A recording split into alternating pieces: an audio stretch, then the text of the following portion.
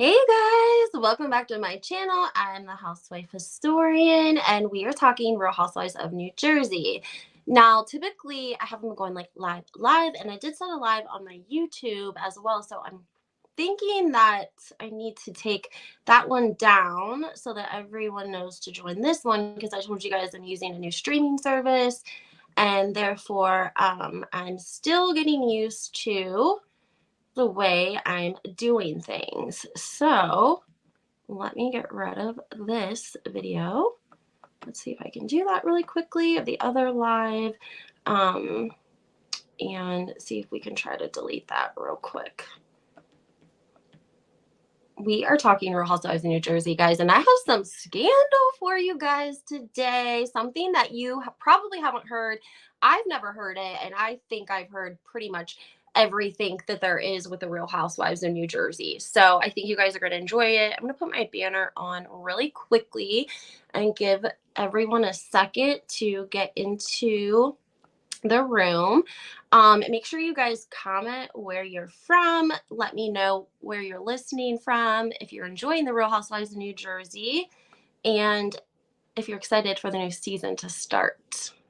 Make sure you guys comment. Let me know where you guys are from. Okay, I have it deleted now. Okay, let's get into some of this tea. Real Housewives of New Jersey. I have to thank one of my followers. You guys are amazing because you're always sending me great content, usually through the DMs on Instagram. So that's why it's super important to follow the Instagram as well, because then you guys can DM me directly, and it's a great way to, get tea that way. Mama she's coming in from Chicago, from Chi-Town today. Awesome. All right, let's get into this juice. So Real Housewives in New Jersey. I've told you guys before because I get a lot of people in the comments that say, you guys are coming for Melissa. Why haven't we ever heard about the fake Chanel bags? Why haven't we heard about this scandal, that scandal? And I've explained before that Teresa and Joe fought federal indictments, federal court case, going to prison, coming home, Joe going to prison, coming home, and then getting getting axed from the entire country. So for years and years, these federal charges were making headlines, and it was outweighing the minor infractions that Joe and Melissa were dealing with. Like, you see what I'm saying? Like, they could get bigger headlines out of Teresa and Joe versus what Melissa and Joe had going on. So this was from an OK magazine. And I've never seen this article before, which again is why it prompted me to talk to you guys about it. But it is alleging that they weren't paying their housekeeper and that they worked her to the bone. It was on Radar Online and OK Magazine. Let me get this pulled up for you guys really quickly. I had it already, but you know how that goes.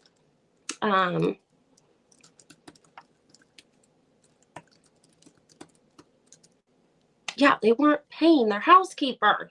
Yes, now this was from 2015. And again, I always tell you guys that from 2015, so it's been like 7 years basically. But again, these are headlines and things that happened and that we just never heard about because Teresa and Joe were making the headlines, right?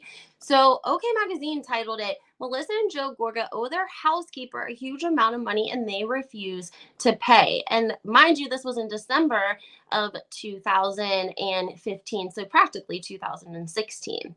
The article goes on to say that Radar Online has learned that Melissa and Joe have been scamming their employees out of money. A source told the site that the cleaning lady was worked to the bone and never paid. The cleaning tasks were far from easy, which I'm sure they were, guys. They lived in that huge mansion. Do you guys remember their huge mansion when they came on the show? Remember Melissa? They built that whole studio in the basement for Melissa and her singing career. The cleaning tasks were far from easy. The Gorgas made her clean their businesses, their offices, and their house, revealed the source. They ran up over $2,000 with this housemaid and didn't pay her. And maybe $2,000 doesn't sound like a lot to you, but if you worked hard for people and they owed you $2,000, whether it's a lot for you or not, if you worked for it, you want your compensation regardless, right? So, especially if you had to go there and deal with difficult situations, difficult cleaning tasks, to have expectations of what the cleaning tasks should be, and then you go to get your paycheck and you don't get paid, that's definitely going to leave you in some frustration, right? So, that is allegedly what took place there. Now, this led me down another um rabbit hole because of the fact that I'd never really, again, I had never heard about Melissa and Joe owing their housekeeper this huge amount of money. It just kind of blew my mind. And then I didn't think I had talked to you guys in a while about Joe and Melissa's car dealer. If you have been a part of my channel for a long time, then you probably heard the video. Um, Let me read some comments first. Barbara says, sounds like a pattern, not paying anyone, mind over matter. This seems to be a theme for these two. Barbara agrees, $2,000, a lot of money. Love your guys' comments, by the way. Thank you so much for commenting. Yeah, so the Bentley, if you guys remember, they were driving a Bentley. It was like around this time, I think. Their car dealer, for everyone that wants to talk bad about Teresa going to prison, Joe and Melissa have a lot of felon friends and business people that they work with, right? So, not paying the maid $2,000. Then you have the Bentley issues. And then we also have the house flipping issues. I've talked to you guys about that before. There was the fake post of the house that Joe allegedly had remodeled. And then the people in the comments started live commenting and saying like he didn't flip this house, and then he ended up saying that it was his social media manager that did this. And then this brings me to another discrepancy. Who remembers Melissa talking about her college years and basically saying that she was working at the strip club as a bartender one night a week because when her dad died, they didn't have like a life insurance policy, and she said that a lot of his money and assets were tied up into developmental properties, and so when he passed, they didn't have a lot of money, right? And she says that she worked at this strip club, and she just wore like a t-shirt, shorts, and sneakers. And she was doing it because she was working 3 jobs to help pay for her college. If anybody remembers this, please comment, okay? Um, I know that there's plenty of you that have heard this before. Yep, 3 jobs. It is so strange. And one of my followers, she goes by Yo-Yo on Instagram. I love her. She's always sending me great content. Pointed out when I listened to Melissa's podcast a couple of weeks ago, she had her cousins on the podcast, and she tells the story about how when her dad passed away and she was at his funeral, his brother came up and put his hand on Melissa's shoulder and said something along the lines like, you're not going to have to worry about college. Like, I'll take care of it for you, yada, yada, yada. And so her cousin, who is doing the podcast with her, it's obviously must be her dad. She says, oh, my favorite memory, Melissa, is when you showed up to this family party and you had gotten your belly button pierced and you were running around with your cute little body and your little shirt and your little shorts and you had your belly button pierced. And she was like, oh yeah, your dad didn't like that. And the cousin's like, yeah, and my dad pulled you over and he went in the house and got a piece of paper and wrote up a contract and said, if you take this belly button ring out of your belly right now, I will pay for your entire college and all of your books. This is what the cousin retells the story. The cousin says, like, this is how I remember it happening. Melissa tells the story about being at her dad's services, which seemed a little bit strange because you wouldn't think that you would be like discussing college tuition at, and the dad's funeral, but I don't know. Anyways, I was like, wow, he paid for her whole college and her books. That was part of the story. And her books, because she's always alluded to viewers that she had to work her way through school. Like, work her way as in, like, she had to pay for all of her tuition and her books. Please comment if you guys got the same impression from Melissa when she talked about college and her dad passing and having to work really, really hard. And basically that was kind of like her I don't want to say it was like her excuse for working at the strip club, but it kind of was, because it was kind of like I don't want viewers and people asking about my job history prior to the Real Housewives. So if I kind of allude to the fact that, you know, I was struggling and I had to pay for it myself because my dad passed away, and I was buying books and I was paying tuition and I was getting boob jobs done. I mean, I'm just saying, Bulldog did say she got a boob job when they were together, and that she told him that the mom paid for it, and he even took her to get it done. And then it came to find out it was actually like an older man. Oh, Jay says, I forgot the Bentley story. Was it repo? No, girl, the Bentley story. The Bentley dealer was a fraud, and he was wanted on America's Most Wanted.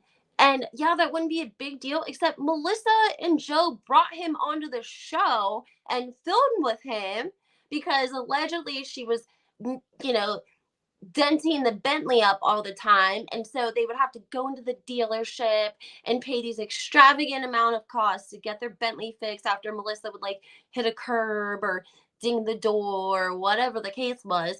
And then the Bentley salesperson who they brought on to Bravo was on America's Most Wanted shortly after.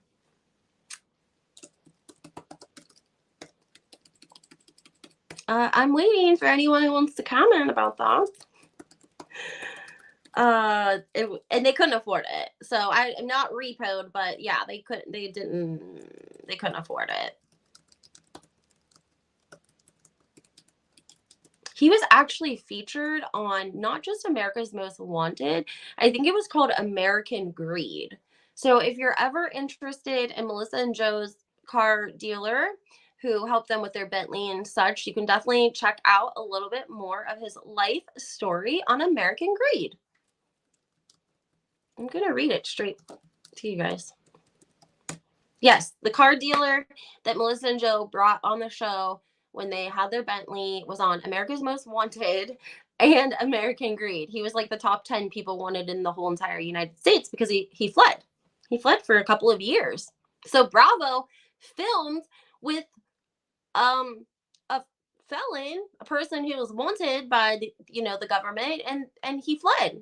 I think he turned himself in like a couple of years later. His name was Bobby Khan, Khan. Look this up, y'all. Look this up yourselves. I don't come on here and lie to you guys. I give you guys all the background, all the websites. If you ever want to ask for it, when you want the receipts, I'm happy to provide them. K Mama says, but in the episode that Trey asked about the stripping, she says no. And then she says seconds later, she worked at the strip club as a bartender. It's in the bathroom scene. Absolutely, K Mama.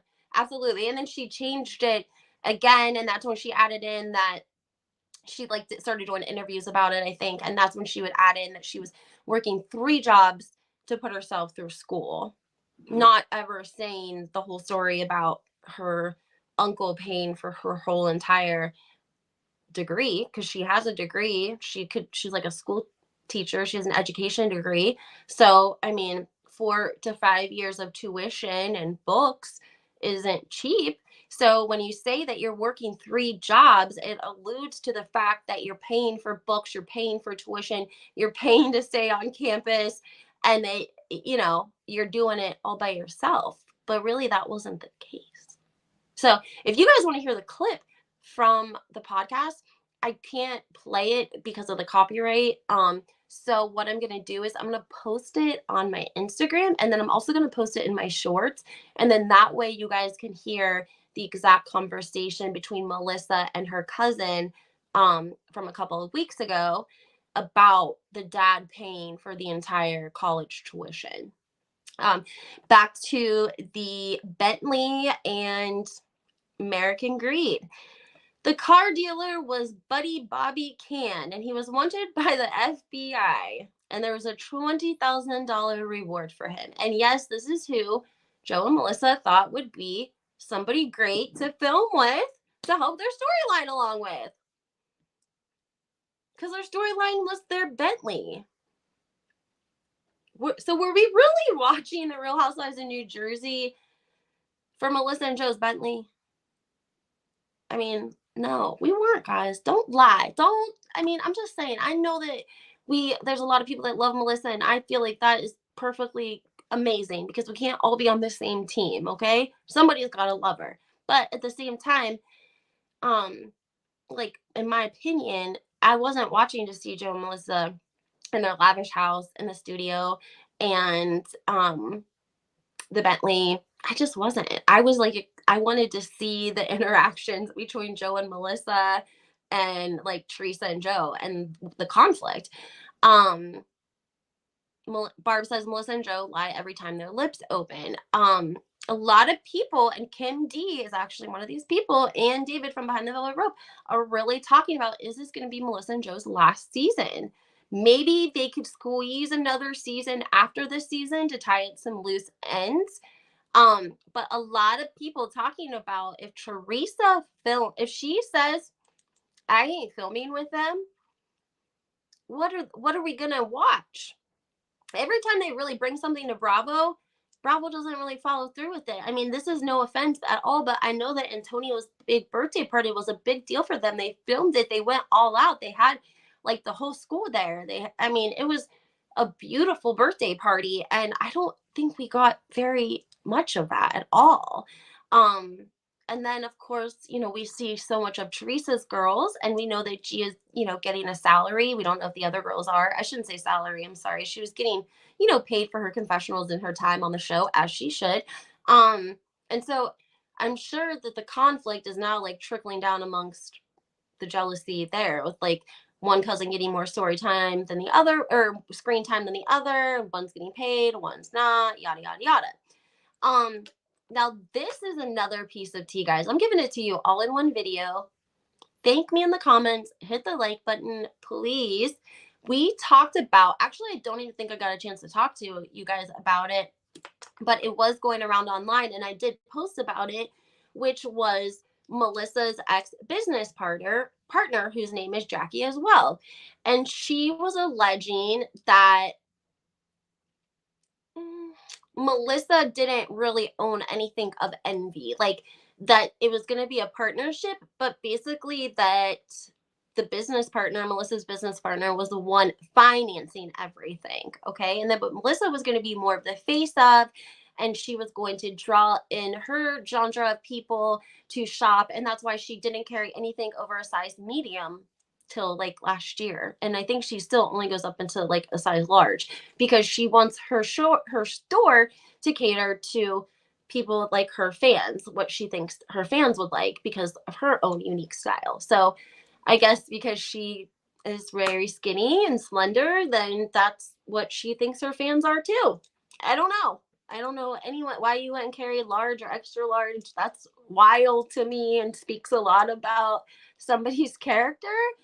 Um, Anyways, did you guys know that they Jackie, the business partner, she was suing Andy Cohen and Melissa. She put it together in one civil suit. So Melissa Gorga essentially was getting Andy Cohen sued. Yes, he was. Yes, she was. Give me a second. Just give me a second. All this tea is worth it. Yeah, she wasn't just suing Bravo. She was suing Andy Cohen. So what kind of employee gets their boss sued? Are they going to be employee of the month? Oh, here we go. Page 6, August of 2018. Melissa Gorga and Andy Cohen's $30 million lawsuit was closed in court. You heard me right. Melissa Gorga and Andy Cohen got sued. $30 million lawsuit in court. I'm just saying, are you somebody's favorite employee if you get your boss involved in a $30 million lawsuit? I mean, that's like freaking just as bad as Nene suing Bravo herself and then being like, why don't you guys hire me back? Melissa and Joe, after reading this is what I was like, I don't think they have another season. They might not, but let me get into it. Gorga's ex-business partner, Jackie Beard Robinson, requests to reopen her case in which she accused the duo, Andy and Melissa, of defamation and intentional infliction of emotional distress. The case has been dismissed and was ordered into arbitration early last week. Hold on one second. I'm not exactly sure what arbitration isn't. I mean, that's kind of like mediation, isn't the same thing? It's to settle a dispute. So arbitrate, I mean, it's basically mediation, right?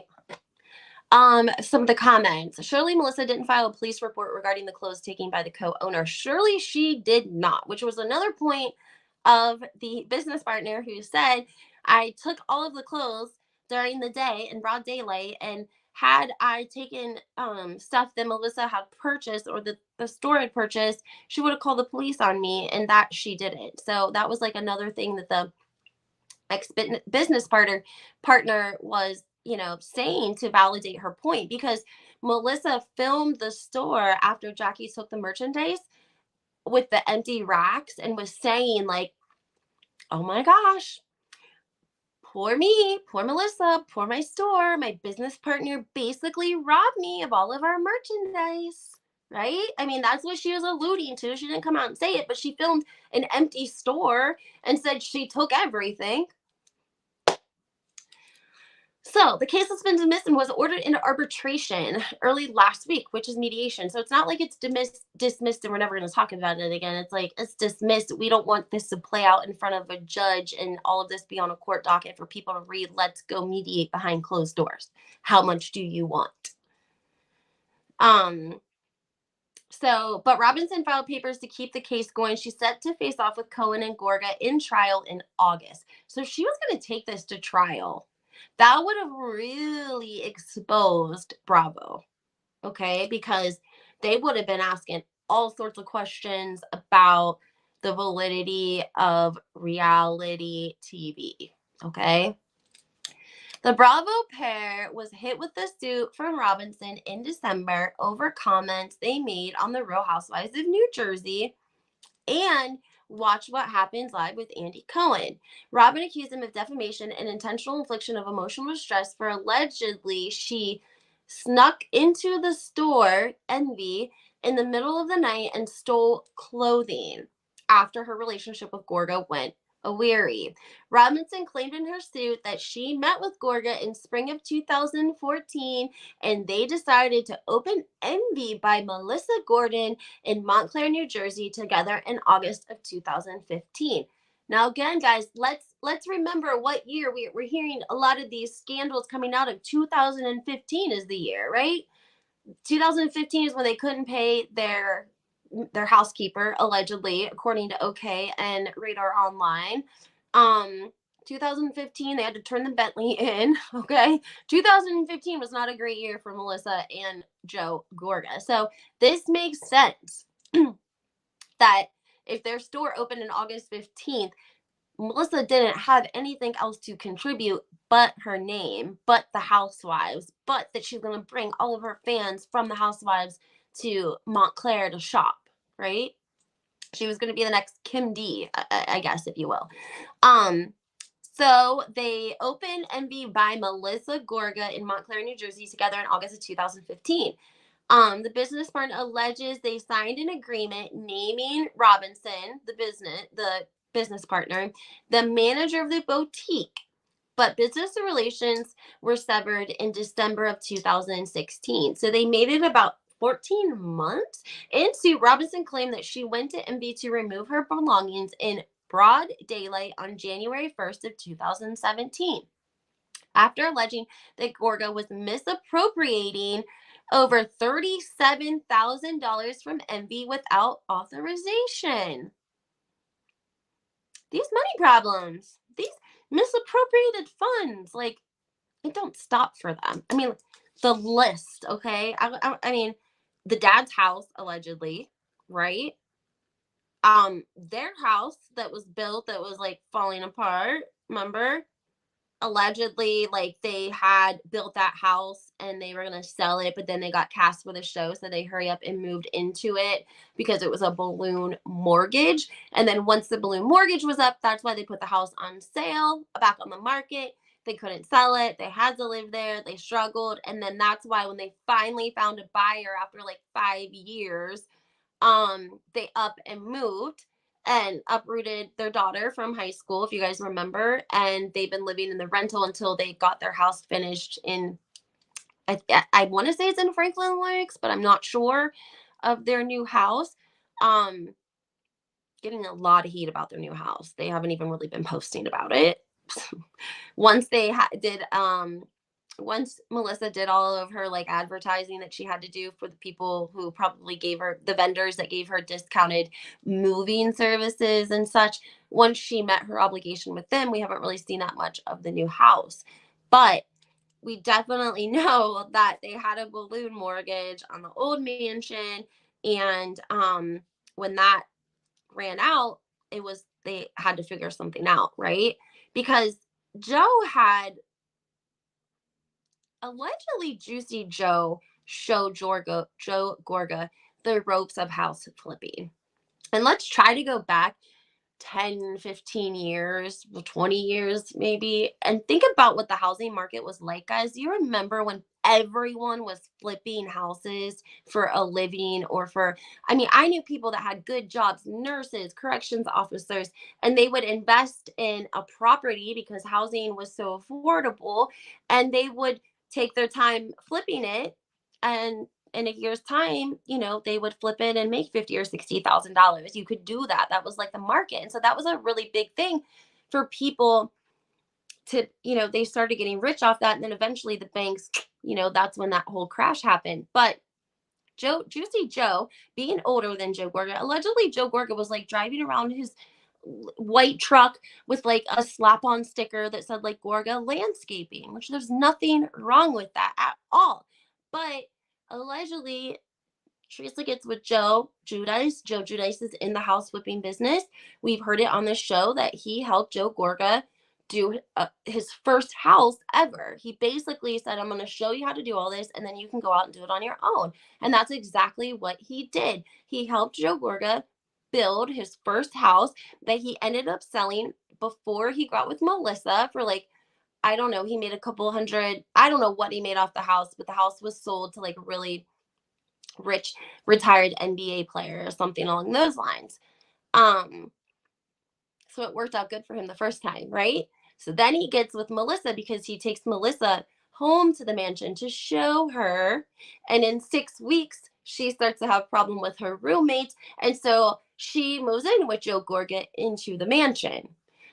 They get engaged and then they get married shortly after. So that's why a lot of times Melissa, when Teresa says, um, that he was engaged twice before Melissa, these women that Joe Gorga was engaged to, that he brought around his family, that he was going to marry. The second one, they went as far, they had their wedding shower before the wedding was actually called off. So Teresa and her mother had spent time getting to know these two other fiancés of Joe Gorga, thinking he's going to marry them and start a life with them. And they had probably tried to be very kind and gracious. And then neither one of those work out. They break up unexpectedly, very, very close to when they're supposed to get married. And so kind of think about that he has two failed engagements, meets Melissa. He's living in this couple million dollar home he just built that he's about to flip. And 6 weeks later, after meeting Melissa, she's living there. So tell me anyone that has a son that works hard, that makes good money. I mean, or a daughter, if anyone that is someone you love that is doing well for themselves, that is a hard worker, and they meet a partner that they've known for 6 weeks and they move them in, I think any family, any mother, any sister, any dad, that's gonna red flag them immediately. And then you have to think about the fact that she moves in within 6 weeks, and the mother and the sister, I mean, they're probably tired of trying to get to know all of Joe Gorga's new girlfriends. Like, if that was my brother and he had two previous failed marriages, like, I'd be like, don't even bring anyone around me until you're actually married. Like, I don't want to meet any of your girlfriends, nobody you're sleeping, whatever. I don't want to meet any of them or get to know any of them until you're married and I know it's official. So they probably weren't exactly warm and fuzzy with Melissa, because let's also consider the fact that if the mom and Teresa, out of respect for their son and being a close family, got close with the ex-fiancés, then what do? They have to cut off that person in their life as soon as Joe and the girl break up, right? I mean, what happens to the family if you have a relationship with your son's fiance and then they break up? Are you going to continue to hang around the fiance a lot? No, but it's possible you're still going to conversate with them. What if they could be heartbroken, so they're calling you and texting you? Or maybe Teresa and the women had a relationship and she put your family in a shitty situation because maybe they really liked the first fiance and built a great relationship with them, and then Joe and them break up and he gets a new girlfriend. The family can sometimes feel like they're almost backstabbing the ex fiance because they got to try to make friends with the new fiance, right? It causes a lot of disruption. And I just think that by the time Melissa came third time around, Joe's mom and sister were probably not interested in reaching out to her with rainbows and sunshine because of what they had experienced with his other two fiancés. Just saying. Um, Comments. Did Joe break up with his two ex-fiancés or they dumped him? Barbara, I don't know exactly. Hey, Alan. Alan's joining me next week, guys. And make sure you comment and tell him to not forget. We're gonna do a live next week at 2:30. Next Tuesday, me and Alan are. We're gonna be talking Erica Girardi, and I have pictures. I got some pictures for y'all. So make sure you put your notifications on for that. With the two ex-fiancés, I've done as much digging as I can, Barbara, and I've asked a lot of questions about these women. He broke up with them from what I know. I know that the last one was the one that, like, they even had the wedding shower, and I think something happened at the wedding shower between his family and her family. Imagine that. And it led him to cut the relationship with the fiance. So Melissa probably thought Joe had money. Exactly. And if you guys remember, you go back into the older episodes, Melissa, there was like this controversy about Melissa marrying him for money. And she was like, how could you not love him? Like, when he took her home to his $5 million mansion, and then he let her move in like 6 weeks later, and then he showered her with Rolexes and mansions and cars and all that jazz. Teresa said that did cross her mind, but she put it to the side and she tried with Melissa. But as soon as Melissa and Joe were married, Melissa started ignoring. You are right, ignoring her. Um, you are right. Melissa said that or Teresa said that because she would get up and she would be up in the morning with Gia. And this is normal for moms, I think, that when you have a close friend and you're hanging out all the time and you have your kids and you're both up in the morning, you're getting your coffee together, you're chit-chatting, you're on the phone. One of the kids pukes or something, so you got to say, hey, I'll call you back, Teresa, whatever the case may be. Teresa was domesticated and having kids when Melissa and Joe got married. So Teresa started to call Melissa, and Melissa didn't want to be bothered in the mornings because she didn't have kids and she slept in.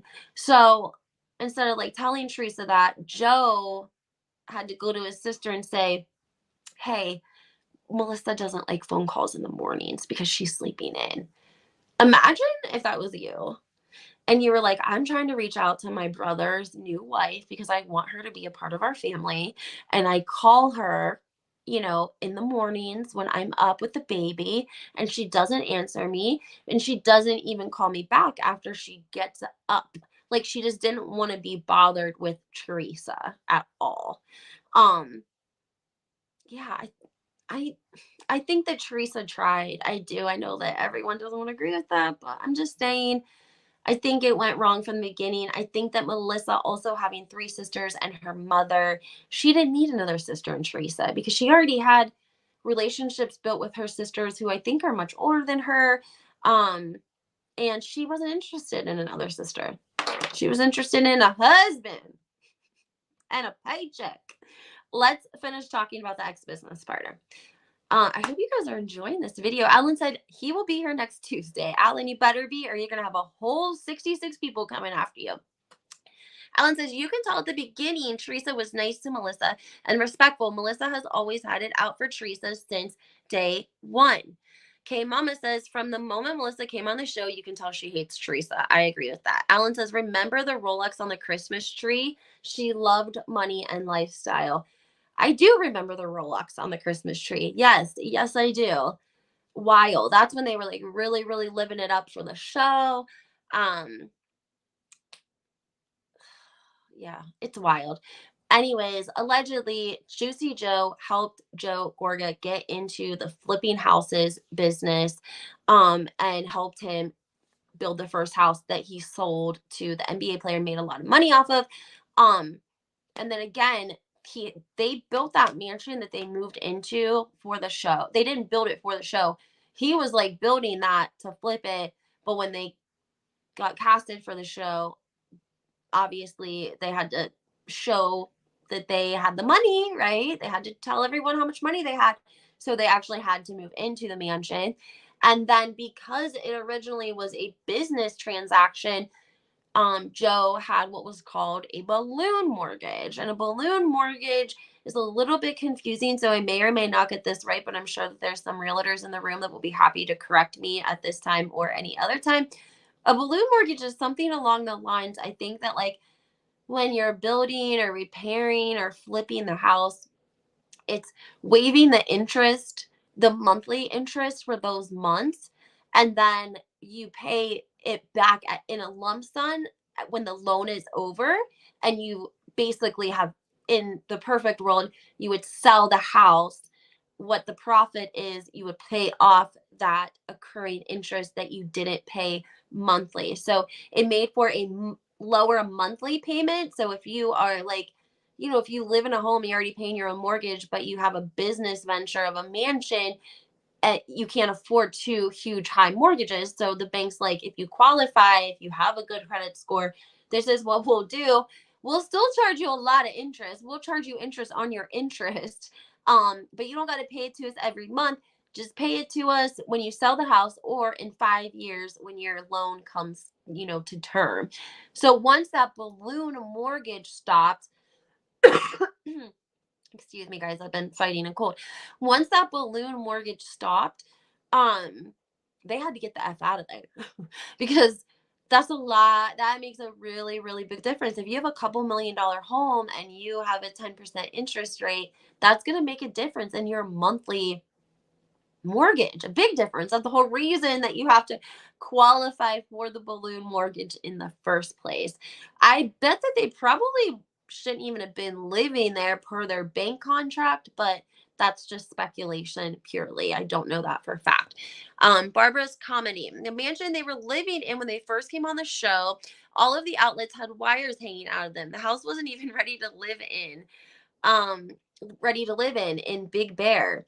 um they didn't have any furniture, basically. That is true. I don't remember there being a lot of furniture. Did you guys remember a lot of furniture in that mansion? The house they first came on the show with, they had wires hanging out on all the outlets. The house does not look like it had much furnishing. It looked suspicious to me. That's definitely suspicious. I agree with you 1,000%. Um, it didn't look like it was well furnished. That's the house they put the studio in the basement for her too, if you guys remember, because allegedly in some of her questions, my mind is like a Rolodex. It's like allegedly, I've heard Melissa say in interviews that her singing career was essentially what sold Joe finally to say yes to the show, because Joe had said no, no, no, no, no so many times to Melissa. He didn't want to do the show. He didn't want to do the show. He didn't want to do the show. Melissa says in an interview that she considers, once they considered her singing career and her talent, what the show could do for that, they decided to go on the show, and that they would just outsmart producers because they were smarter than that anyways. That's what she said, guys. I'm just saying. Let's get back to the business partner who sued Melissa's boss. I mean, Andy Cohen is her boss, right?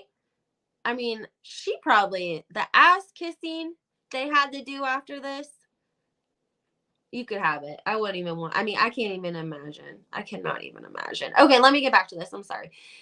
In the suit, Robinson claimed that she went to Envy to remove her belongings in broad daylight on January 1st of 2017. So we're talking 5 years ago, 6 years ago, after alleging that Gorga misappropriated $37,000 because they were getting business credit cards, business credit, if you will.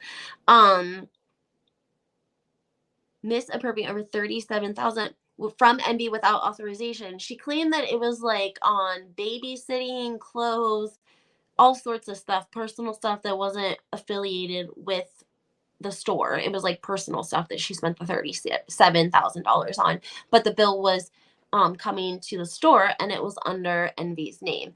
So this says, I wonder, I need to look to see what ended up happening because it went through arbitration, and this was in 2018. So now that was 4 years ago. Maybe we can find out what the...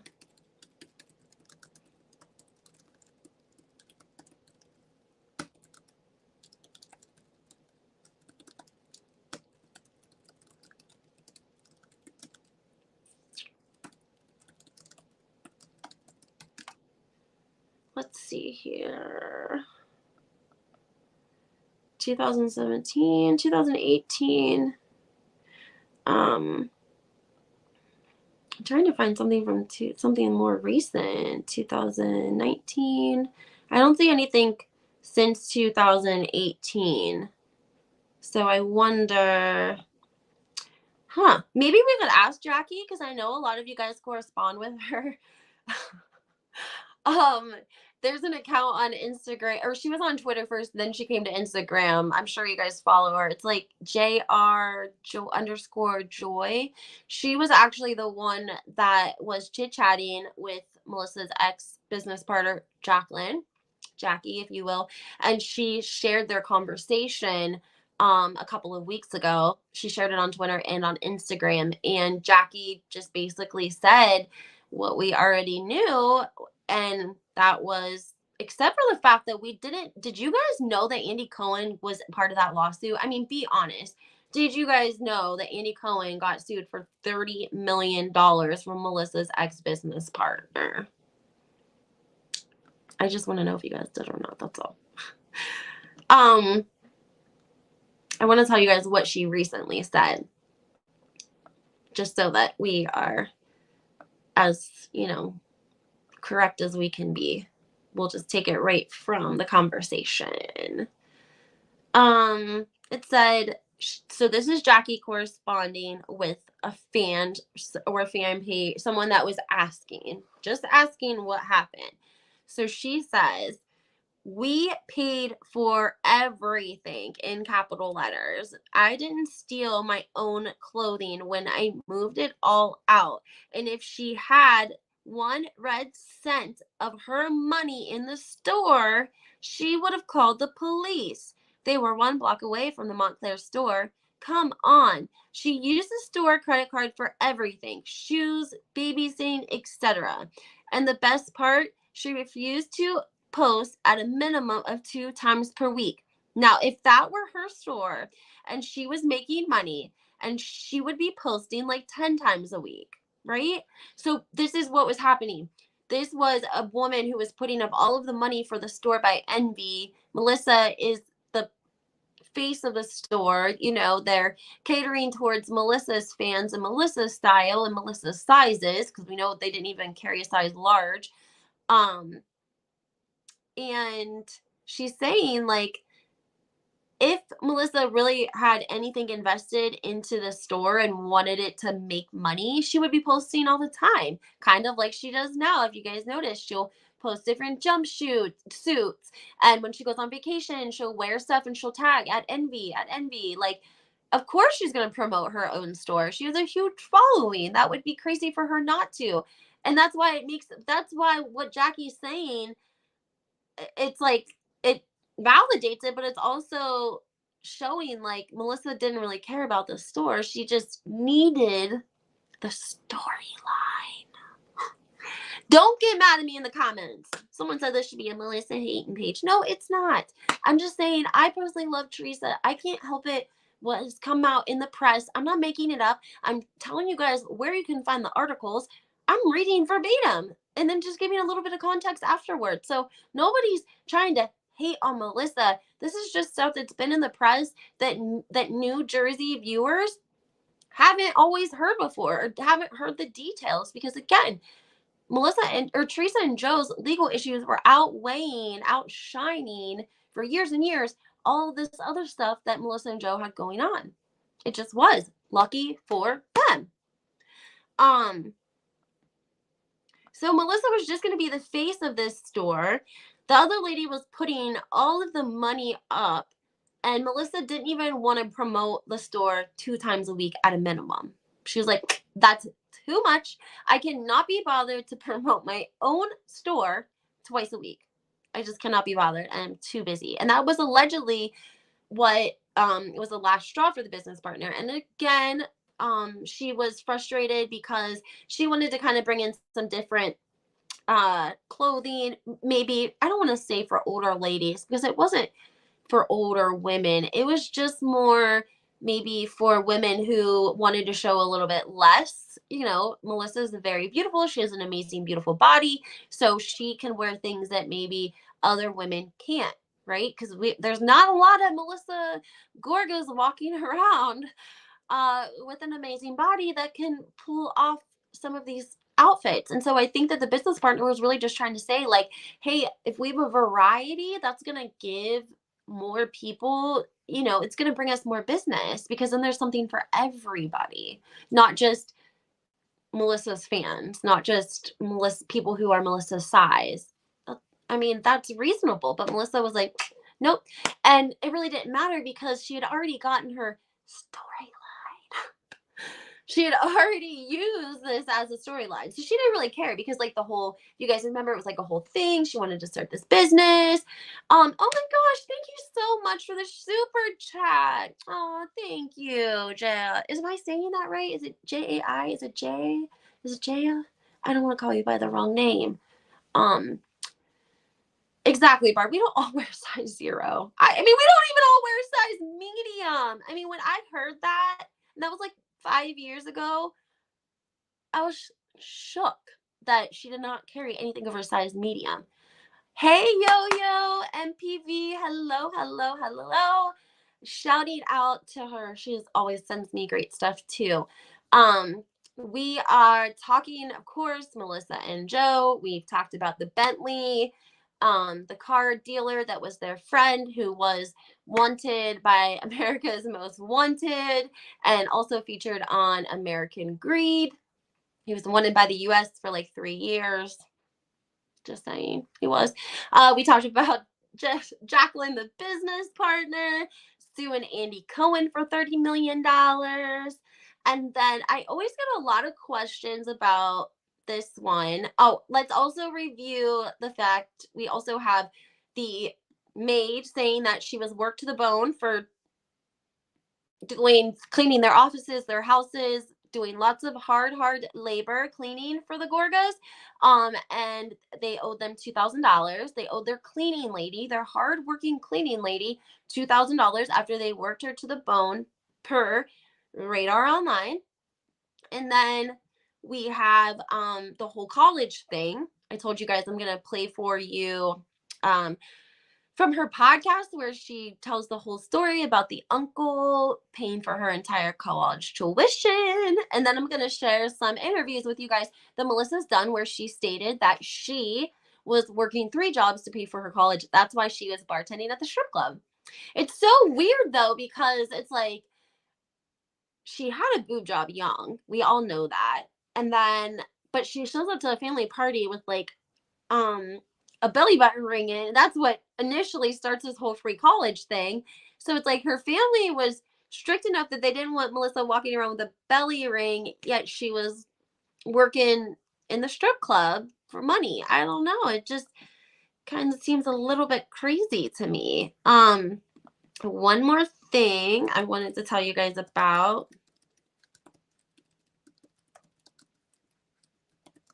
Because I get a lot of questions about it. I guess if you're not a Melissa fan, you're not going to enjoy this video. I'm sorry, guys. I should have like put that in the notes or something. I get a lot of questions about Melissa's girlfriend, past girlfriends from high school and college. I get a lot of questions about it. I usually don't address it because I'm like, I mean, you like who you like. Nobody cares about that. But it does seem a little, not so much Melissa's vibe, but a lot of people said they did get that she liked the lady pawn. They got a vibe from her about that. But allegedly, there was a girlfriend in high school and then there was a girlfriend in college. And she even mentions that in the Real Housewives of New Jersey. She says that she took a dip in the lady pond when she was in college. So that's okay. Right? One second, guys. There's something else I wanted to tell you. I can't find it. Damn it. Let me see here if I can find it now. The controversy over her book. Oh, gosh, there's a lot of controversy over her book. There's a lot of women who feel very passionately that they disagree with Melissa's book, which I completely can understand. One second. Sorry, guys. I think this is what I was looking for. And then also just some different things in the headlines that we can talk about today. First of all, also make sure you guys that let everyone know where you heard it first, okay? You heard about them not paying the maid and working her to the bone on my channel because I know that this is gonna fly like it's gonna pick up, I'm sure, and we're gonna see it posted and talked about on a lot of the blogs and on Instagram. I just posted it on Instagram right when I went live. So you guys are like the first group of people to really hear about some of those definitely the first people to really talk and hear about the maid story, the $2,000 that they owe the maid, because people really get outraged about that, which is understandable when we talked about that. You have to pay your workers. And even if $2,000 doesn't sound like a lot, if you went and worked for somebody for $2,000, you'll want your $2,000. Okay. That's how it goes. Thank you, Alan. Everyone, please hit that like button. Couple of comments. Notice how Melissa's podcast guest. I already love this comment. Notice how Melissa's podcast guests are Joe and other family members. LOL. Oh my gosh. Yes. Joe might as well be her co-host, okay? Because he's literally been on probably at least 50 to 60% of Melissa's podcast episodes. And here's like another thing that I don't really dig about her podcast. Like the Namaste Day podcast, it drops every single Wednesday. So every single Wednesday, they've made content to put out for their podcast and for their viewers. Melissa tends to just drop a podcast when something controversial is happening and she wants to make sure that she's getting her narrative and her side of things out, i.e. BravoCon, the whole Jennifer fight. That was the first thing Melissa did was she went to her podcast and talked about it because you know what? She got money from a lot of listeners. So she went to her podcast first, told her narrative, got her views, her likes, her downloads, and then let that spread from there, right? So a lot of times Melissa doesn't really just give us content to give us content. Like she did do a couple of episodes, I think, with her cousins. They were on there. But again, it's either like family or Joe. That's really what you're getting from her podcast. It's not going to be something that you're going to get a weekly alert on to listen to. And that kind of tells me like her intentions with her podcast are basically just to share her narrative, which is completely fine. Like I love when housewives have podcasts because a lot of times we know that editing does shady things, right? Just like we know that allegedly there was an editor that had an, I don't want to say, let's use the word, an unprofessional relationship with Melissa Gorga. Now allegedly this producer had a lot to do with the edits. Okay. And allegedly, this producer worked for Bravo for a very long time. But in recent years and months, she is no longer working there. And so, interestingly enough, this is allegedly why we're getting a different perspective from Bravo this season. Even if you guys noticed on the trailer, okay, Bravo has really been giving us an edit of what? Teresa is the bad guy and Melissa is the good guy. That's just how it's really been throughout the years. But now we're hearing all this other side stuff that we didn't hear before. And we're hearing about unpaid maids. People, their friends are on America's Most Wanted and America's Greed. They're wanted by the federal government. It's just a lot of things that all of that would be, I guess, okay if she answered for it and kind of like acknowledged it. Like, just acknowledge that your podcast is so that you can talk about the show and help get your perspective on things. Just admit it. You don't really want to do a podcast to give people content. You're really just doing a podcast so that when things go awry, you're able to hop on there with your husband and you guys can talk about it and talk it out, and then you can get paid for it again because you're getting paid from your podcast and your I don't know, your supporters or whatever. So that's why we have the On Display podcast. Just saying. Oh my goodness. Okay, here you go. This is quote Melissa Gorga, quote, this is why she allegedly married Joe. Quote, I used to pray at night that I would find a man that would support me the way my father did, but I wanted a guy to love me and take care of me, she explained in a 2013 episode of The Real Housewives in New Jersey. So she says, but I wanted a guy to love me and take care of me. Okay, own it, girl. She says, Joe reminds me so much of my father, and that's why Joe will always have my heart. The two got hitched in August of 2004 and didn't waste any time getting down to business when it came to starting their family. Exactly almost 1 year after getting married, they welcomed kiddo number one. And then they became parents to two boys following in September of 2007 and again in 2010. So she says that she, wanted to be taken care of. Um, Let me see here. I wanted to talk about the college because I think she mentioned something in this article about it as well. Um, I mean, of course, it's very tragic that her dad died. I mean, I don't like to bring that up or anything, but again, you can't say that you worked three jobs to put yourself through college and then just be like, oh, with the help of my stepdad. No, you just told us you worked three jobs, like your dad died. You just made it sound like you worked three jobs to pay your way through college and buy your books and everything, but that wasn't really the case. Um, I don't know. And so also, the audition tape. Can we talk the audition tape real quick? Because somebody on Twitter told me that they seen the audition tape. If you have seen Melissa's audition tape for Bravo, please, please comment and let me know. If you know where to find it, please comment, please DM, please let me know. I've been asking for it and I've been asking nicely, okay? Allegedly, her tape was, Melissa's line was, tell producers that there's a younger, prettier, richer Teresa in town. That was like her thing. and she wanted to get on the Real Housewives of New Jersey so badly. She was messaging with Danielle. We've seen proof of that. We've seen text messages. We've seen emails. We saw season 1 reunion. Danielle has admitted to that. Andy Cohen was getting messages from her.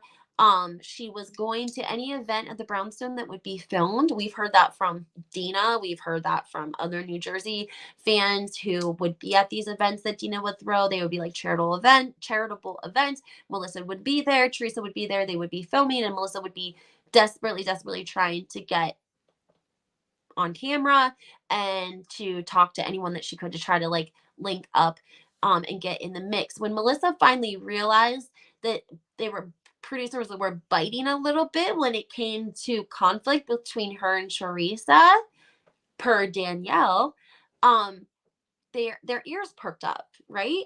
And so when the ears perked up, Melissa, oh, they want drama. They want family drama. They want family drama. I can give them family drama. Okay. I can do that. No problem. And so allegedly her whole audition tape is really her talking about coming for Teresa, yada, yada, yada. So I've always wanted to see it. The producer allegedly, though, that was helping with all of the edits, is no longer there. And I just want to touch base on that again because of the fact that, again, we really seen a different sort of trailer from New Jersey than we're used to seeing. With the way Melissa points her finger in that trailer, I don't know. I really feel like this could be their last season. They might come back next season to like tie up loose ends, like Kim D said. I think that Bravo would almost keep Joe Gorga though over Melissa because Bravo loves Joe Gorga. They do. They love Joe Gorga. And that's, I mean, I think we all love Joe Gorga a little bit. I really do. He's like a lovable guy. He has charisma. We do know that he's a hard worker. We do know that he's a good father. The things that we do know about him, he checks all of the boxes. But like you put him and her together, and that's when it's just like equaling scams. I don't know if it's Melissa. I don't know if it's them together. But I just don't see Bravo bringing both of them back. And I almost feel like they would keep Joe as like the housewives' husbands, versus Melissa. Plus, it's a big salary between the two of them. Joe, it was like a whole thing with the Bravo franchises. They never paid the husbands. That was a thing with Bravo. They never ever paid the husbands, ever. Your husband was expected to film with you. And the reason that I can confirm that is because Harry effing Hamlin. That's who confirms that Bravo expects the husbands to film with the wives and they don't pay them. Harry effing Hamlin. He does a whole interview talking about the negotiations with Lisa's contract as it pertains to Bravo and what his role was going to be because Bravo had expectations on him, even though he wasn't getting paid. Lisa was going to be the housewife. That's why Lisa had this golden contract for 5 years that everyone didn't talk about because Harry made sure that he was out of that contract. He had no obligations, but that was a typical contract for most housewives. And for all of New Jersey, their husbands weren't getting paid. Even Teresa talks about Joe Giudice when he would like be an asshole and we would see him on TV just being an asshole. She said it was like he didn't want to film. He just didn't want to film. Like I wanted to film. He didn't want to film, but producers wanted him to film. So I would have to be like, come film with us, let's do this, scene in the kitchen. And then he would be like an asshole because he didn't want to film anyways. Like he wasn't like that all of the time, but producers made him film. He had to film. And so that's why he would be shitty sometimes because he didn't want to film. So the husbands don't get paid. But Joe Gorga's ego, it couldn't handle that. It couldn't handle Melissa getting paid from Bravo and him making as much noise as he does, the conflict between him and his sister. He wanted paid. And I think that there's nothing wrong with that. If you work, get paid, right? And in prompting that, he got the other men together because again, a couple of years ago, they didn't have the House Husbands of New Jersey. They just kind of developed the last couple of years. So now you have Bill, who doesn't really give an F about money. He doesn't really need the money from Bravo. But you got Evan, and we know Jackie's rich, but is Evan rich? We know Jackie has money and she'll take care of Evan, but like, what does Evan's checking account look like by himself? Because we know Jackie is frugal, so she probably ain't giving him a very much of like a spending limit every week or month or whatever. So I feel like he would want a paycheck. He's happy to get a paycheck. And then you have Joe and Marge. And they're struggling financially. We see them in the headlines as it pertains to lawsuits on their home that they own. They own a very beautiful home in New Jersey, and they own the plot next to the home, which is what increases the value of the home, is because there's a lot of property with it. And it's been said, like producers have said, when you drive down, when you turn on Marge's street, like she basically owns that half of the street. And but you still hear a lot of rumors about her and Joe and the business partners on that house. And the house was supposed to be a business deal. They were supposed to flip the house. And they didn't. They moved into it instead. And so the business partners are like, we invested all of this money into this house, expecting a return, expecting to at least get our money back within so many years, and they're not getting it. And Joe and Marge are just living in the house. And I think that originally that was sort of an inkling as to like if they had to do that to sell the house to get an advertisement. Marge and Joe move into the house, they film there, they get they get some eyes on it, they have it remodeled, and then that would, obviously entice people to see the home or even buy the home. But the thing is that they could really sell the plot next to their house and probably help pay some of their debt off. But I'm not sure about that because I'm not an expert in everything. Margaret, just Teresa, and the Real Housewives of New Jersey. I can't help it, but I am going to look it up for you guys real quick if you want to hear it. Because I know we're talking about Melissa and Joe. But we can talk about Marge and Joe too, because I'm thinking it was like around 160 to 260,000 that they were getting sued for.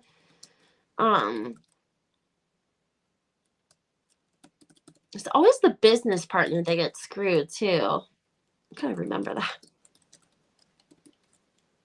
Be careful who you invest with. Be careful who you invest with. That's a big thing.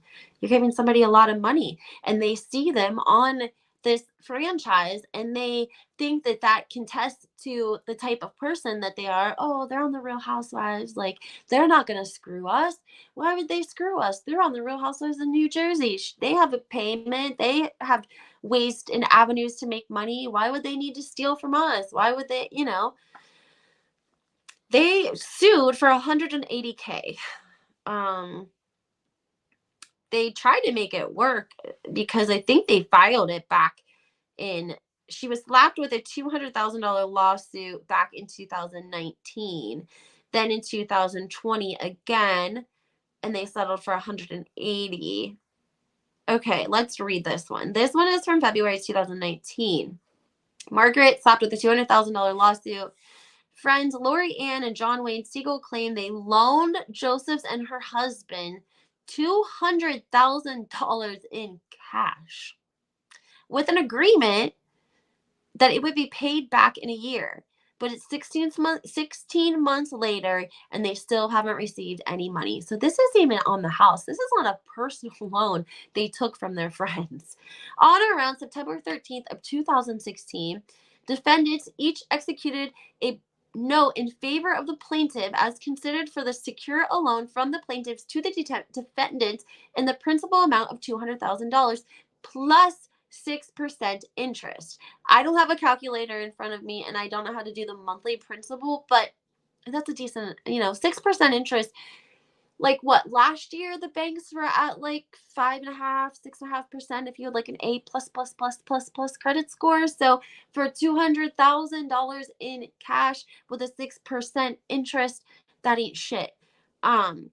The two friends note, oh, I'm sorry, here, let me finish this. So, in the amount of $200,000 plus interest at 6%, under the note, payment of any outstanding amounts, including interest, was due by September 23rd of 2017. So, they were supposed to pay their friends back in 2017. And the friends can't even start suing them until 2019. 2 years past when they were supposed to have their $200,000 in cash back. What if that money was their kids' college? I mean, $200,000 is a lot of money. A lot of money, and not to see a dollar back on it. I would be very, very concerned. Very concerned. So let's continue on. The two friends noted they had asked Margaret Josephs and her husband for the money to no avail. Quote, written demand for payment has been made since September 3rd, 2017, including but not limited to a notice of default demand for payment letter dated November 30th of 2018. However, to date, no payments have been made and the defendants remain in default of the loan. That's really shitty to do your friends. They're not even saying like they still owe us $100,000. They're saying these two people took $200,000 in cash from me and my husband in the agreement that they were going to pay back in a year with 6% interest. The lady's going on a national television show, right? You would think you would see some of your money back, that she would make some payment to you. Like, what level of disrespect would you feel if you loaned someone $200,000 in cash and they never made you one payment? I'm just saying. Now, this one's from 2022. I hope it's not the same people. Hopefully, the people that loaned the $200,000 got their money, because these are business partners. So let's see who this is. Oh, different people. Of course. How much does she owe these people? $400,000. Oh my gosh, guys. Okay, this was the one I was telling you guys about. Let me make sure I don't gotta plug my phone in, because I know my battery is like super low. Let me see here. I can't even find my battery when I'm on here. Okay, I have 14%, so it'll remind me again at 10%. Okay, the plaintiffs on this case are Charles and Camille. And they say the plaintiffs are Charles and Camille, and they say they bought two houses in New Jersey in conjunction with the reality star after Margaret said one of the homes could be quickly flipped for a profit. These people sound like scammers too. Damn. The alleged deal was to pay $1.1 million for one property and $1.4 million for the other. The business partners, however, are saying the reality TV couple paid $1.5 million for the first house and $1.8 million for the second. Margaret and Joe are currently living in the second property. Legal papers state the agreement to provide $400,000 for the purchase of the property to be used. The Bravo couple allegedly promised to contribute $180,000. The documents assert that Margaret and Joe falsely represented that there were no judgments against them. Because here's another thing that they did that was effed up. They were getting sued from the nice couple that loaned them the $200,000, and when they went to this couple to work out this business deal and convince them that this house would be a quick, easy flip for profit, she told them that they didn't have any past due financial issues, and that they, no lawsuits, no liens, no nothing, right? Because you're not going to go in business with someone, let them buy a house in their name, and then they get sued by somebody else, and the court comes and puts a lien against the house because the house is in their name. That's why you wouldn't want to do business with someone who's dealing with lawsuits. That's why Juan and Robin didn't really get married. That's why there's no legal there's nothing legal in the United States that says Juan and Robin got married, because Juan's getting sued. He's in a civil suit with the university. And if the civil people win the civil suit, they could put a lien on Juan's house. So Robin and Juan are trying to avoid that by keeping everything in Robin's name. And not being married, so they have no, property together as husband and wife, and Juan doesn't really have shit in his name, so he's like, yeah, sue me. I don't have anything anyways. Okay, back to Margaret Josephs and Joe allegedly telling this couple who wanted to do the work in business with them and flip the houses that they didn't have any past judgments, no past mortgages, they weren't getting sued. Wait till you hear this. First of all, the Bravo couple, they were only supposed to contribute $180,000. The documents assess that Margaret and Joe falsely reported that there were no judgments against them as they applied for the mortgage loans. Quote, between the two of them, the defendants have judgments entered against them totaling over $330,000, which would constitute liens on the property. Precisely what I said. If doctored, and they soon were after the closing. The couple says they were unaware that the foreclosure action had been filed because the reality star didn't even tell them. Joe and Margaret reached an out-of-court settlement, which was supposed to be made in payments. The Bravo couple supposedly defaulted on those payments. The reality stars are now being sued for the amount of money they haven't paid for the settlement. Okay, so that's 2 lawsuits totaling $330,000. And these aren't old. These aren't old, guys. They're not old. Let me get back to the other one I wanted to talk about, because I think that it's going to give us a little bit more detail. I'm trying to find the most recent one. Nikki Swift did a video explaining her legal problems, but I think I've done a pretty good job explaining them to you guys too. Let's see if we can find if there's anything new. So this looks like the most recent one, April 2022. Let's see here. Damn, these people be scamming, folks. Like they're saying like, we're on the show, we're credible people, we don't owe anyone any money, we're well off, we're reality stars. No. They're sued again. 2020 for the $180,000 because that's the loan they defaulted on originally.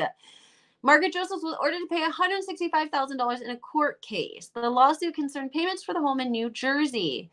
Plaintiffs Charles and Camille sought $165,000, which was the outstanding balance as of February 16th of 2022. The Sun can exclusively reveal that a judge has ordered Margaret and Joe to pay the plaintiffs the $165,000. So these people had to take him to court twice. How much money do you guys, these people they're losing money in court costs too, and attorney costs and time. Don't forget time. They don't just file a paperwork and everyone picks a court date that works for them and they all go to court. That's not how it works. It's a lot of back and forth, especially with a civil suit. They would have to get an attorney to file with the courts a proper civil suit and have it all written up. They file that. They have to send it certified to the defendant, right? So they got to send their complaint certified to Margaret. Then she has like 20 days to respond. She responds, files it with the court. They send that over to the person who was initially filing the lawsuit. They go back and do this like 3 times before they even bring you to court, because they really want you to just figure it out and not have to bring it to court in front of a judge and mediation and more money. They really would just like you guys to figure it out. So they give you plenty of opportunities to go back and forth through the court officially to try to work out the conflict. And if they're unable to do that, then they go to court. Okay? And then it's a whole process from there. So these people already did that with Margaret. They already sued her. She was ordered to pay the money back in payments. It was originally for like $180,000. And they paid like $20,000 of it, and now they're back in court again for defaulting on that payment. Sorry, I was behind on the comments. Let me read some comments. Blooming Orchard, she always has great stuff. It was reported on blogs before he appeared on the show. Her ex said he paid for it, and the blog showed receipts before season 4 started. Thank you, Blooming Orchard. the chat, please hit the like button. Yeah, guys, please hit the like button. I would really appreciate it. It really makes a difference with my videos, and I don't have a mediator today to remind you guys. How come Marge doesn't talk about her crummy life on the show? She's so busy digging up dirt and lying about her castmates. Blooming Orchard, the bald guy, Angelo, that was at the posh fashion show. Season finale was Melissa's boss, and he paid for her cha-chas because Melissa was his #1 client. Thank you, Blooming Orchard. I told you guys she's always got the tea. She leaves great comments. Okay, so Angelo, which was the guy from the posh fashion show that came up and said Melissa used to dance for me, was the one who paid for her boobs. And if you guys remember earlier in this video, like a half an hour ago, I told you guys that Bulldog, her ex-boyfriend, said that Melissa even got her boobs done when they were together, and told him that her mom was paying for it. So he took her to the procedure and took care of her and everything. And here it was another guy that paid for it. Later, come to find out, receipts show that it was actually Angelo, who he was the one in that episode. Damn. Lisa's, I wonder how she pays her. I wonder how much the show pays her. Alan wants to know, I wonder how much the show pays Marge. Well, Joe's probably getting a little paycheck to himself. Let's see if we can get, you can't believe Google on net worth, of course. But we can definitely see her salary. I can't think it's that much.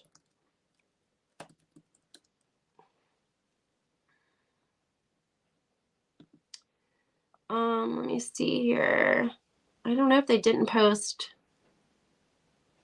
Because this article from 2021 is saying that Margaret Josephs net worth is an impressive $50 million. Well, we all know that's bullshit. If you got $50 million, you don't owe people a couple $100,000 here, a couple $100,000 there.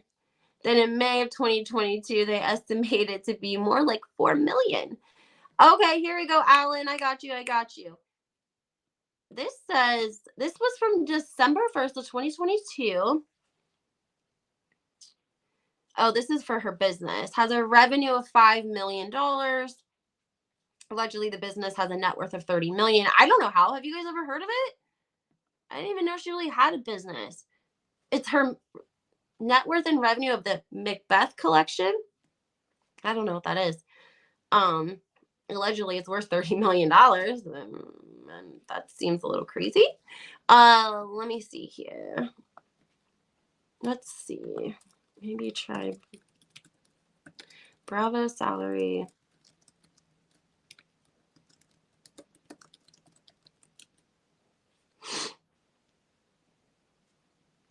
Literally, this article comes up, who's the richest on Real Housewives of New Jersey. Margaret Josephs listed as #1 with $50 million.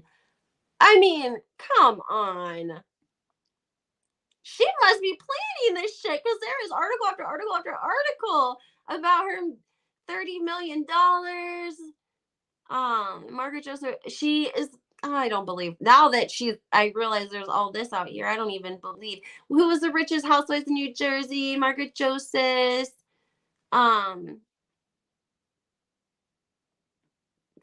Everything has her listed as a 50 million to 60.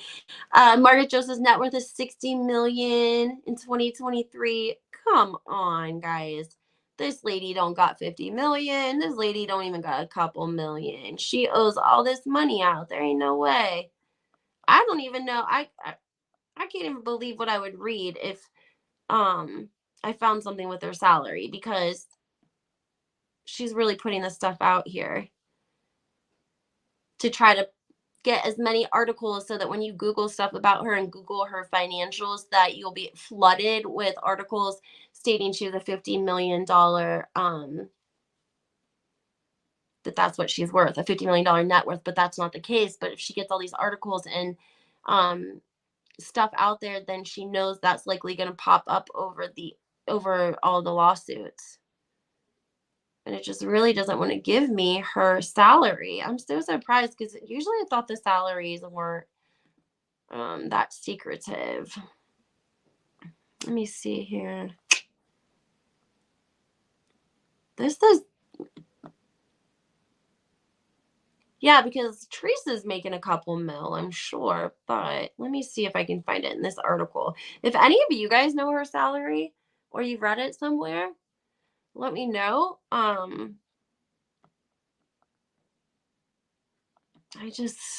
don't know. I'm surprised we can't find it.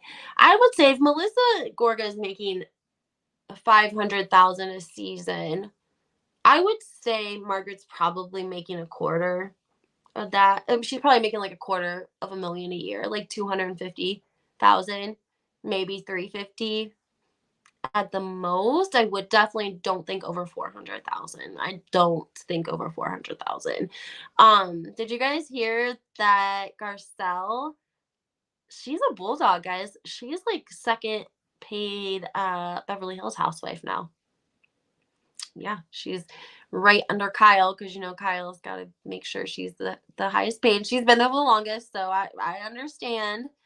But Lee says little Joey looks different than Gino.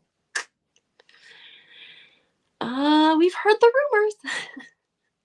I don't like to talk on people's like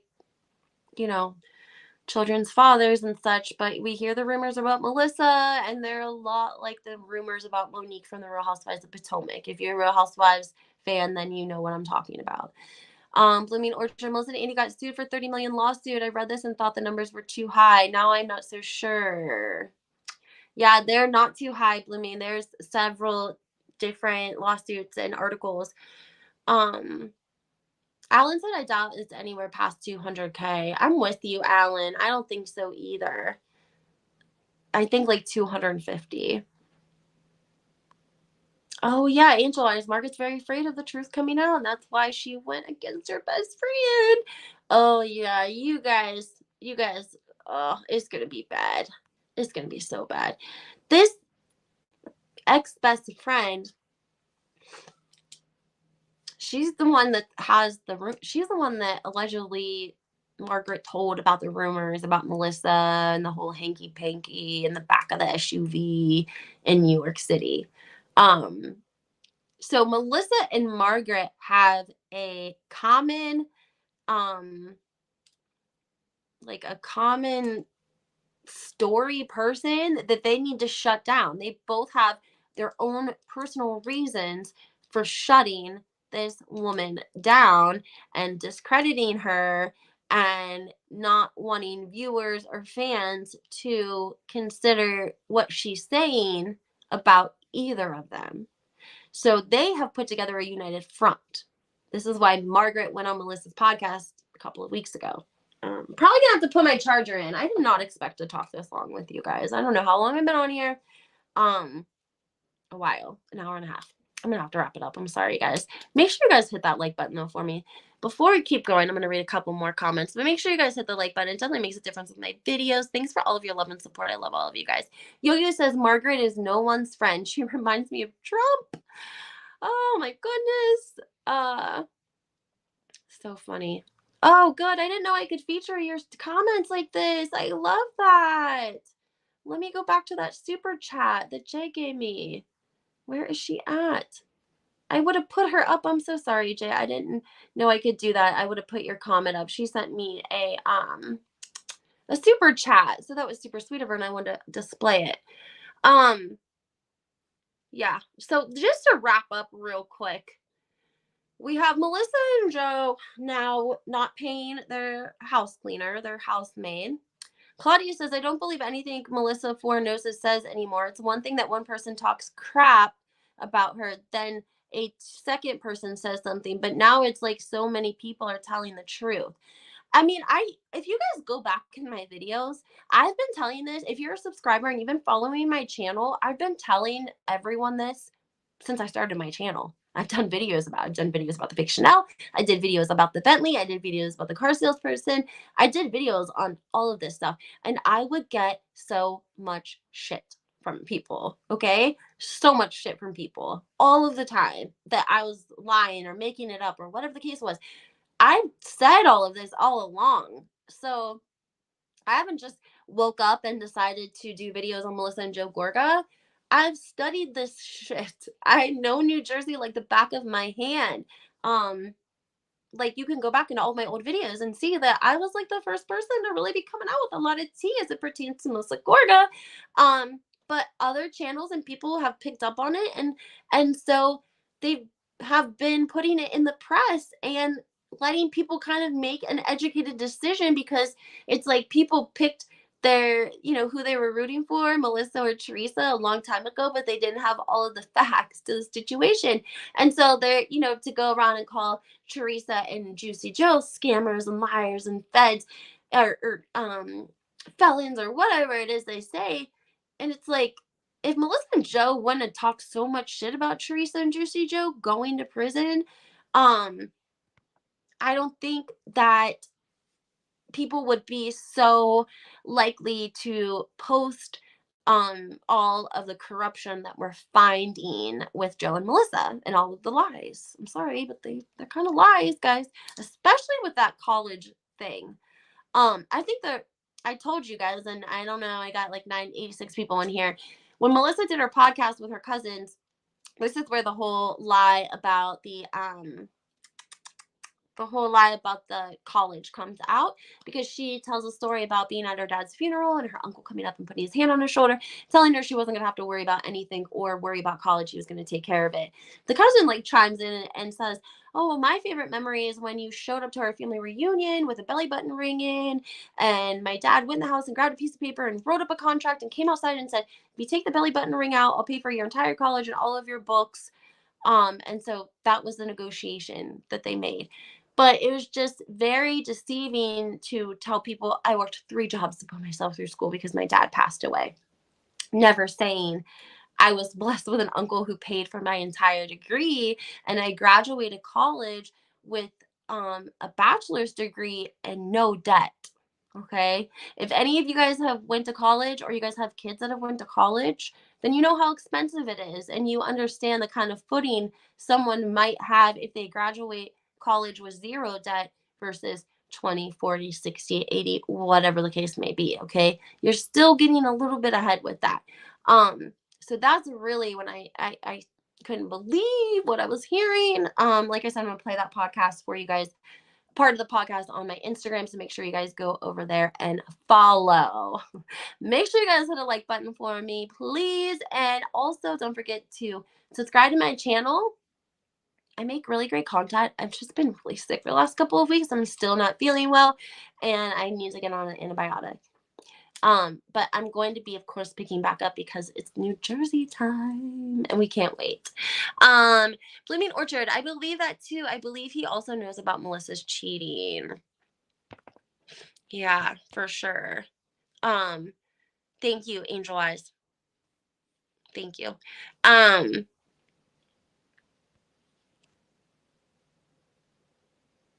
let's see here. Oh, Blooming Orchard.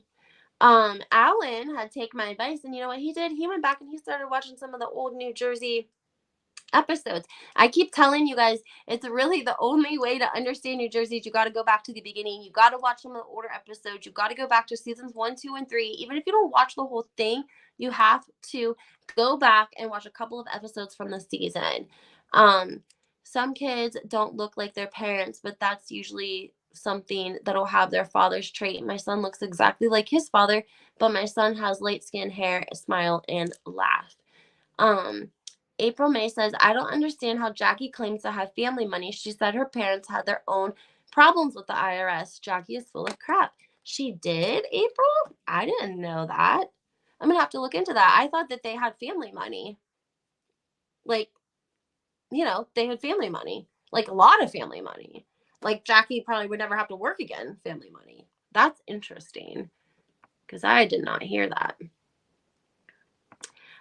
Yo, we did talk a little bit about her today. Do you guys want to talk about her some more? If so, I just got to go grab my charger and we can talk for a few more minutes about Kat Rodriguez. Allegedly, guys, that's the producer that I was talking about, that I was telling you guys about. The producer that had the unprofessional relationship with Melissa Gorga for the whole time she's been on The Real Housewives. And now she's gone. And now we're getting a different edit. Anyone else hear these rumors? Nobody? Yeah, that's the producer. That is the producer that gave them the edit all this time. That was giving them the good edit, keeping the drama flowing, keeping fans seeing Melissa and Joe in a good, positive light, showing them as parents and peacemakers who just wanted to get along with family, and really showed Teresa in the opposite light of that, right? Angel for Justice says, yes, ma'am, I heard that too. Well, where'd you guys hear it at? From the housewife historian. When it makes its way around today, let them know where you heard it from. Thank you, Yo-Yo, for commenting that. I didn't want to say her name because I didn't want to just out her, but since you said her, I love it. Oh my goodness. Let's see here. And another producer, Caroline Self, was buddies with the Manzos. And that makes a lot of sense because the rumors were that before Caroline left the show, she really didn't want to leave the show. But her husband, had a longtime partner on the side. And that was about to come out, allegedly. I mean, we don't know if that's true or not, but we always heard that Al took care of a woman. He was an old school Italian mobster, and they all had wives and mistresses. And allegedly, he has taken care of her for years and years. Kim D even said that, actually, to be honest. So Kim D co-signs that Al had a long time mistress, and it was about to come out on the show. And so that's why she stepped back, and I think she tried to do that radio show or something, and it didn't work out. Allegedly. Thank you, Yo-Yo. Allegedly, she says. So between the both of them, great point, Yo-Yo. So between the both of them, they all were getting twisted stories against Teresa. Angel Eyes says, remember when Melissa was saying that a man can take advantage of her and are her because in the long run, that's what she really wanted from her husband. Oh, the book is so problematic. It's really terrible. And she's like using, I feel like, just old school Italian as like blurring the water to like make people feel like if they criticize anything that she says in the book, that you're criticizing old school Italians. And that's not the case. Okay. Old school Italians didn't always um like that doesn't mean that they didn't have any integrity within their marriage, right? Okay, Italians have tempers, okay? Italians in the mob specifically, not just Italians, but mobsters typically have mistresses and wives. So I think again, Melissa tries to purposely blur the lines into calling Joe old school Italian. That's why the title of the book is like Loving Italian Way or whatever the title is. It's also that any criticism, it really limits the criticism and what people say because we all love old school Italian people, whether we're old school Italian ourselves, whether we our friends, our family, whatever, like we all love old school Italian. And we have a way of what that looks like in our mind, but that doesn't mean the old school Italian was like they are their wives. Okay. That's just the truth. So I just find it a little disheartening that she's like muddying the water and again causing people to not conflict or have anything be problematic about what she's saying because if you insult it or criticize it, then you're criticizing old school Italians in the old school Italian way. No, we're not. We're not. I'm definitely not. Exactly, Barbara. Exactly. April May says every new Real Housewives in New Jersey tries to make friendly with Teresa. Some just can't hang. Her best friends have always been around. Some have come later than others, but her BFFs are offspring and her own parents. I agree with you, April. I said this before that I think for a long time Teresa was busy with her elderly parents, her 4 children, her indictment, federal court, prison, come home, husband goes to prison, husband gets deported. That was like 5 years of a lot of shit going on. And I think that Teresa really was just trying to get through day by day by day. And meanwhile, Melissa didn't really have all that going on. I mean, she had stuff going on. She was a mom, she was busy, right? But like she didn't have a federal indictment that she had to go to court for. Um, and she had time to really be on the internet and be on Instagram and all these different platforms and build a network, an army, if you will. I even said like a military army of people in support of her and fan pages and whatever else you want to say. She had lots and lots of time to build rapport with people, make relationships with page six and radar online. Um, she had time to do that. And I just don't think that that ever really crossed Teresa's mind. I don't think she really, social media wasn't really big. Definitely wasn't big when when the Real Housewives of New Jersey started. It picked up, once they were, had been on for a couple of years. But regardless, I think Melissa really had a different mindset. She had more time on her hands, and she was online making friends, making relationships with media, and helping to build a image of herself and Joe. And so these articles that come out that talk about them not paying their maid and not being able to afford their car and hanging out with people who are wanted by the federal government, it definitely raises a question mark. And it sort of puts all of Melissa's hard work that she tried to put into, building her good girl character, it's not working for her. It's actually saying the opposite of what she wants. So of course, her and her military is going to try to comment and detour people from speaking about a lot of things that they're blatantly in the press. They're in OK Magazine. They're in People. They're just old articles. That's all. There's old articles in 2015. Instagram definitely wasn't what it is today. So it makes sense. Teresa wasn't online. She wasn't building a military. She was taking care of her parents. She was going to court. She was dealing. I mean, can you imagine dealing with a federal indictment? That would like take over your entire life. That would consume your thoughts before anything even happened. Like you have to think about she was dealing with like the anticipation of what Jen Shaw was anticipating. How long am I going to go to prison, right? Teresa didn't even think that she was ever going to go to prison. And she said that her lawyers came to her and Joe and said, they want to make an example out of you. Like they want to send Teresa to prison. And she was shocked, right? So imagine like the mental load that would take on you. And have 4 kids. Oh my God. I can't even imagine. So again, Melissa was busy. She was working hard. She was on the Housewives. She was killing it. But she was also building a network behind the scenes, online through these platforms. And so for a long, long time, you only saw positive things about Melissa. You only saw Melissa fan pages. And now we're coming to find out that these fan pages aren't even run by a fan. They're ran by her. I went over that with a video yesterday, which is very disappointing again, because we see her how many times now? That's like 2 accounts. The other girl has a fake account. So it's like, show your face. If you got a fan page, I'm gonna need you to somehow prove you're actually a fan, because these accounts, they're just making them and running them themselves. Just saying. And then they repost it on their own stuff. So they go on a fake account. How narcissist is this? Think about this for a second. A fake account, you log into a fake account and post a picture of yourself, like, oh my gosh, you don't say yourself, you say somebody else. You say the name, like, oh my gosh, I'm so beautiful. Melissa's so beautiful. Melissa is an amazing housewife.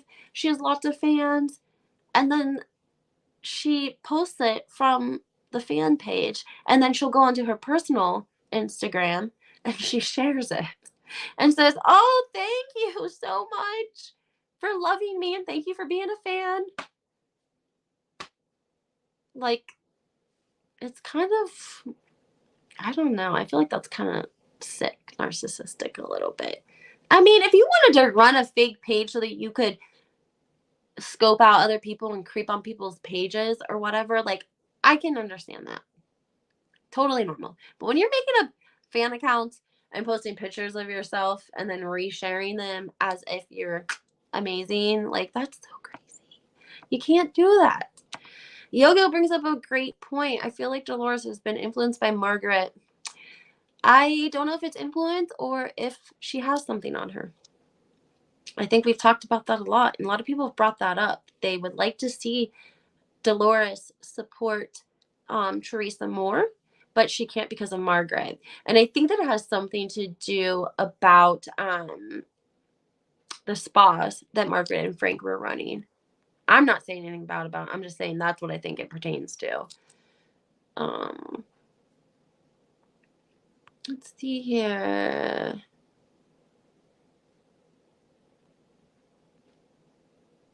I also read that they would swing.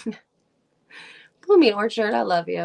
She said, I also read they were out there swinging with other people and leaving their kids with Melissa's mom so they could go out and party at nightclubs and find couples to take home. And that's why Teresa got disgusted and didn't want him on the show. It's surely a possibility. I mean, they wouldn't be the first set of housewives. Just saying. I think they're so crazy jealous of each other that once they got together, JoJo says, "Ooh, I never heard they were swingers." Me neither, JoJo. Get all the tea from Blooming Orchard. She been holding out on us. Groovy says, "We, the Patterson crew, I'm throwing y'all a what is it? A reunion." By the way, Groovy, I am now the Patterson crew reunion committee. They used to hit the clubs every weekend. She says that she doesn't think that they were swingers, though. I just think that they were very crazy, crazy jealous of each other. And we've heard that time and time again that allegedly that's why they never went anywhere. Oh guys, I got 1% battery. I have to go. Make sure you guys hit that like button, subscribe to my channel, turn your notifications on because there's gonna be so much more coming. New Jersey is my expertise. Okay? Hit the like button, comment, and have a great day.